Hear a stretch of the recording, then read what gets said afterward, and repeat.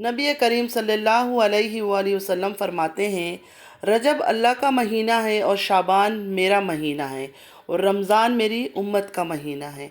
अस्सलामु अलैकुम रहमतुल्लाहि व बरकातुहू। My YouTube friends, welcome back to my channel. Hope कि आप लोग बिल्कुल ठीक ठाक है और आप सबकी दुआ से अल्हम्दुलिल्लाह मैं भी ठीक हूँ। और अल्लाह पाक से यही दुआ है कि आप लोग हमेशा सही सलामत रहें, खुश रहे अपने अपने घरों में अपने फैमिली के साथ। आमीन सुम्मा आमीन। नमाज़ पढ़ा कीजिएगा, नमाज हम पर फ़र्ज़ है। अगर अभी तक आप लोगों ने मेरे चैनल को सब्सक्राइब नहीं किया तो प्लीज़ जल्दी से लाइक सब्सक्राइब शेयर कर लीजिए और बेल आइकन को क्लिक करना बिल्कुल भी मत भूलिएगा।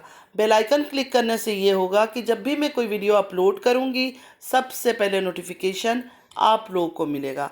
आप लोगों का लाइक सब्सक्राइब शेयर कमेंट हमारे लिए हौसला अफजाई होता है। चलिए स्टार्ट करते हैं आज का रिएक्शन। सबसे पहले तो आज मैं बात करने वाली हूँ दीदी की जो ढोंगी वाइफ है, मतलब फादिया की माँ की। मतलब बेचारी को पैसे मिलते ही, मतलब यूट्यूब से पेमेंट आते ही पैसे इधर उधर हो गए। मतलब मिलने के फ़ौरन बाद पैसे कहाँ इधर उधर हो गए। इतने कम पैसे तो इनको मिलता नहीं है कि बिल्कुल 100 रुपया या 200 रुपया या 2000 रुपया मिला है और गायब हो गया। लेकिन बेचारी का जैसे ही पेमेंट आया और उसके बाद इनका रोना धोना स्टार्ट हो गया कि पैसे ख़त्म हो गए हैं। नेक्स्ट पेमेंट आएगा तो बेचारी उधर कुछ सामान पड़े हुए कराची में, वो विलेज लेकर आ जाएगी। कराची में नहीं जाऊंगी क्यों, वो घर तो आपका है ना, उस घर को भी आपने कुछ दिन पहले ही मेरे ख्याल में तैयारी शैयारी, मतलब ये चीज़ वो चीज़ चेंजेस वगैरह करवाया, बेडरूम सेट लिया, ये लिया वो लिया। अब शायद यहाँ से दिल भर गया है, पैसे ज़्यादा है ना। मुझे लगता है अब इनको इस्लामाबाद शिफ्ट होना है। मुझे ये सुनाई दिया कि जो इनके देवर है बीबी जी, वो इनको लेकर इस्लामाबाद चले गए। मैंने देखा नहीं है ब्लॉग, मैंने सिर्फ सुना है। तो अब ऐसा लग रहा है क्योंकि अब छोटी बाजी तो इस्लामाबाद में है, पहले बीबी चला गया तो अब दीदी को भी एक घर चाहिए इस्लामाबाद में, तो अब इनको भी वहाँ शिफ्ट होना है। तो ये शिफ्ट होने के लिए सब ड्रामाबाजी चल रहा है। जब बर्थडे सेलिब्रेट करना होता है, जब घूमने जाना होता है, जब हनीमून में जाना होता है, जब होटलों में स्टे करना होता है, तो हस्बैंड वाइफ का रिश्ता बिल्कुल ठीक हो जाता है। और उसके बाद जब कंट्रोवर्सी क्रिएट करनी होती है या किसी एक सिटी से दूसरे सिटी शिफ्ट होना होता है तो ये ड्रामे चलते हैं। तो ये लड़ाई झगड़े के जो ड्रामे हैं ना, बिल्कुल फजूल और झूठ। इनका गुजारा नहीं है, छोटी बाजी के आसपास रहे बिना इनका गुजारा नहीं है। पता नहीं इन लोगों ने 1 साल कैसे तड़पते तड़पते गुजारा। मतलब हस्बैंड की तीसरी शादी भी लेकर आए हैं तो फादिया की माँ को तो बहुत फ़ायदा हुआ, मतलब बहुत सिंपैथी मिला, सब्सक्राइबर भी उसके बढ़े। लेकिन डीडी को ख़ास कुछ फ़ायदा नहीं हुआ। लेकिन व्यूज़ खैर उसके भी अच्छे आते, इतने बुरे नहीं है। मतलब एंड ऑफ द मंथ इनको एक अच्छा अमाउंट मिल ही जाता है। और फादिया की माँ को तो अच्छे खासे पैसे मिल रहे हैं, फ़ंड भी मिल रहा है, लोग मदद भी कर रहे हैं तरस खाकर कि हस्बैंड ने तीसरी शादी कर लिया। क्योंकि वो हर टाइम यही दिखाता है ना, मैं कि उस वाइफ के साथ खुश हूँ। देखिए ऑन कैमरा जो चीज़ दिखाता है, आप लोग को क्या लगता है कि वही होता है हर चीज़? आप लोग को तो अभी समझना चाहिए कि ऑन कैमरा जो ये लोग दिखाते हैं, जानबूझ के दिखाते हैं। ऑन कैमरा सानिया से प्यार करना दिखाना, सानिया का केयर दिखाना, सानिया के साथ ज़्यादा वक्त गुजारना, ये सिर्फ और सिर्फ व्यूअर से सिंपैथी गेन करने के लिए। और ये लोग सक्सेसफुल भी हो रहे हैं, सक्सेसफुल हो चुके हैं। सब लोग ये सोचते हैं कि फादिया की माँ कितनी इनोसेंट है, कितनी मासूम है, कितनी दुखी है। अंदर से उसको कोई दुख वुख नहीं है।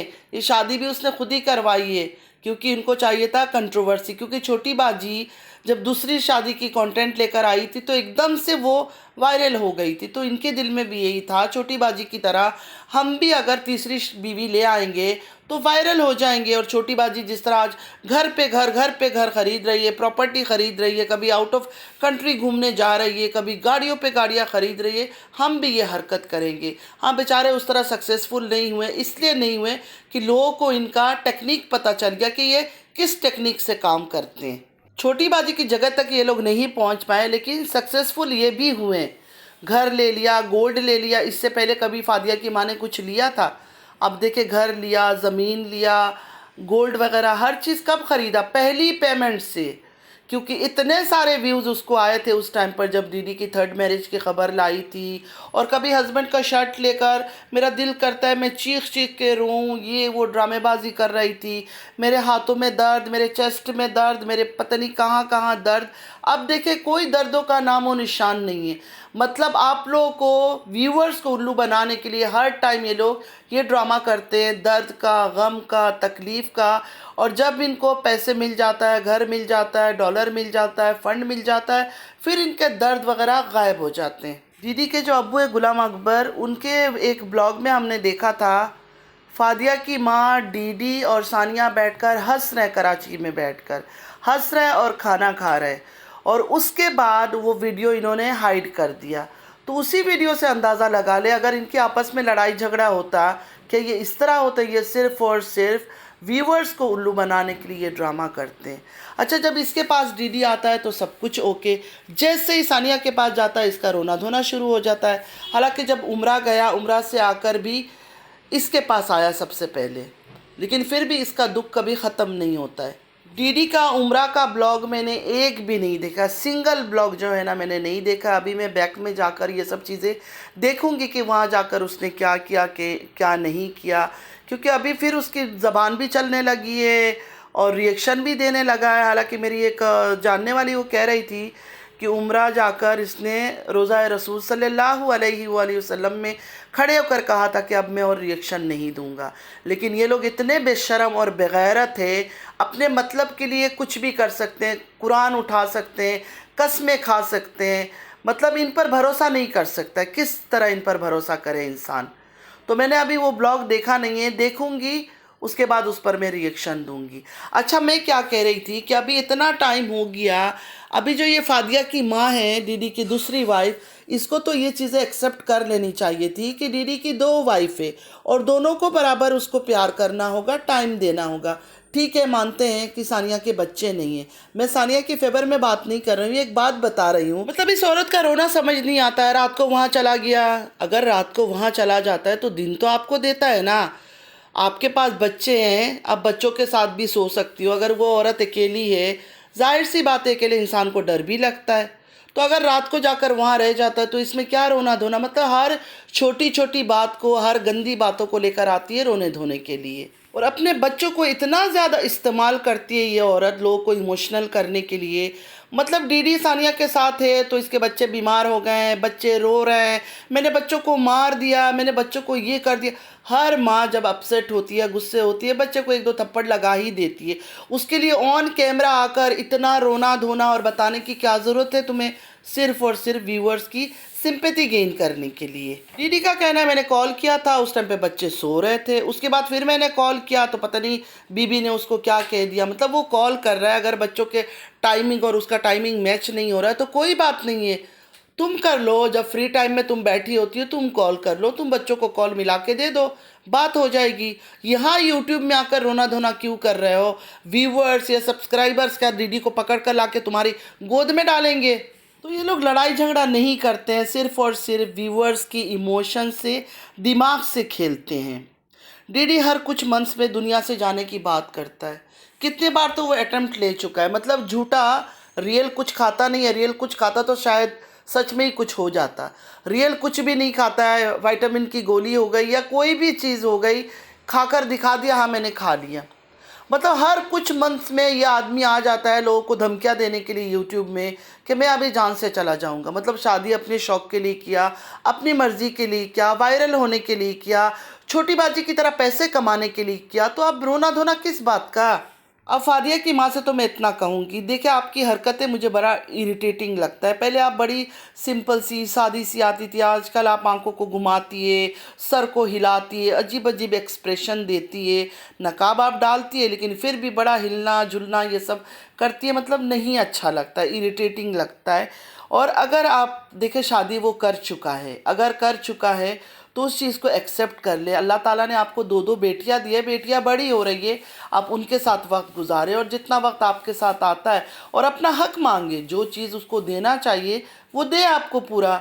अगर आपने उससे अलहदगी नहीं करना है, तलाक नहीं लेना है, खुला नहीं लेना है, तो आराम से रहो ना।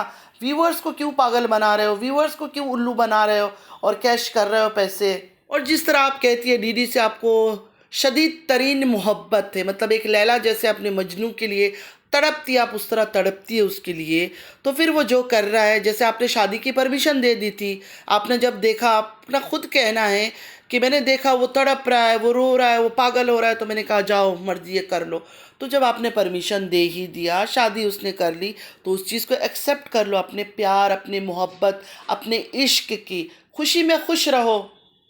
छोटे बच्चे हैं, नासमझ है, अभी उनको कुछ समझ भी नहीं है। एक तो बच्चे जवान हो जाए, मैच्योर हो जाए तो चीज़ों को समझ लेते हैं। इतने इतने छोटे छोटे बच्चे हैं, उनको इन चीज़ों की समझ भी नहीं आएगी। सिर्फ और सिर्फ उनका माइंड ख़राब होगा, उनका बचपन ख़राब होगा। तो उनका बचपन को ख़राब ना करके उनको एक अच्छी तरह से ग्रो होने दो बच्चों को।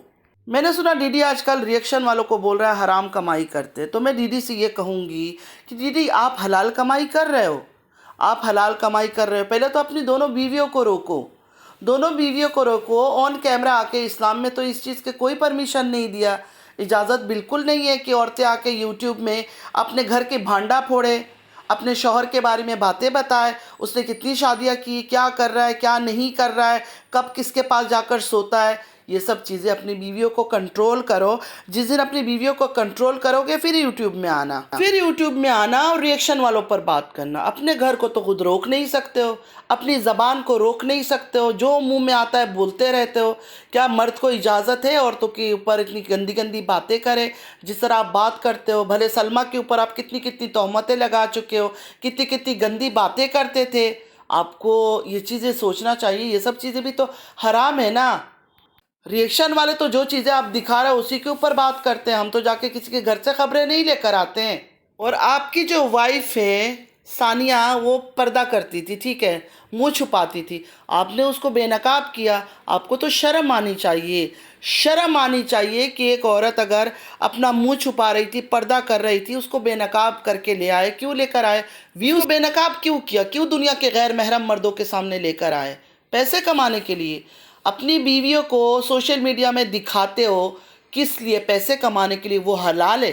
सबसे पहले तो इस बात का जवाब दो कि अपनी बीवी को दिखा दिखा कर शॉर्ट्स बनाते हो, रील्स बनाते हो, हाथों में हाथ डाल के वीडियोस बनाते हो, क्या वो सब चीज़ें हलाल है? पहले अपने गिरेबान में झाँको, पहले अपने गिरेबान में झाँको कि उसमें कितनी गंदगी है, कितना गार्बेज है। उसके बाद दूसरों पर बात करना कि वो दूसरे हलाल कमा रहे या हराम कमा रहे। पहले अपने आप को सही करो, पहले अपने कमाई के बारे में बताओ कि जो आप कमा रहे हो क्या वो हलाल है पैसे? माशाल्लाह माशाल्लाह, उम्रा करके आए हो। मैं तो सोचती थी कि जो लोग उम्रा जाते हैं वो लौट कर आते हैं तो एक अच्छा इंसान बन जाते हैं, लेकिन आपके ख़ानदान में से जो भी उम्रा गया, चाहे आपकी बहन हो, चाहे आपकी माँ हो, ना उनकी सीने में दुपट्टा होता है, ना सर पे दुपट्टा होता है। और आपकी ज़बान तो मैंने कहा बिल्कुल बंद हो गई होगी। शरीफ तरीन इंसान की तरह आप बात करोगे, लेकिन नहीं, मैंने सुना फिर आप शुरू हो गए उन्हीं हरकतों पे। और आपकी बीवियाँ जो ड्रामे करती हैं ना, तू मैं लड़ाई झगड़े, वो रिएक्शन देगी, फिर ये रिएक्शन देगी, फिर वो ये रिएक्शन देगी, फिर वो रिएक्शन देगी, ये सब चीज़ें बंद कराओ, ठीक है?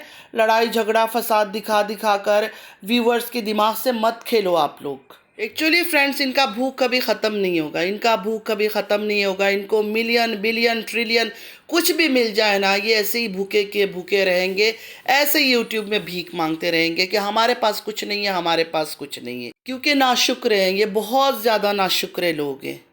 इनका दिल कभी नहीं भरेगा, ना इनका पेट भरेगा, ना इनका दिल भरेगा, ना इनका दिमाग भरेगा। ये आखिरी दिन तक ऐसे ही रहेंगे कि भूख भूख करते फिरेंगे और भीख भीख भीख मांगते रहेंगे।